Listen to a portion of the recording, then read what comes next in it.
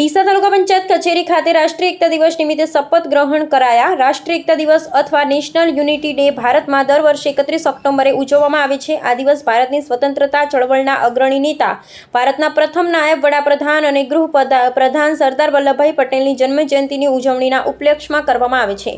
આ દિવસનો ઉદ્દેશ્ય નાગરિકોમાં રાષ્ટ્રીય એકતા અને એકતાના પ્રોત્સાહન આપવાનો છે। આઝાદી પછી રાષ્ટ્રને એક કરવાના પટેલના પ્રયાસો પર પ્રકાશ પાડે છે। તેમના વારસાને માન આપવા અને એકતાની સંદેશને મજબૂત કરવા દેશભરમાં વિવિધ કાર્યક્રમો અને પ્રવૃત્તિઓનું આયોજન કરવામાં આવે છે।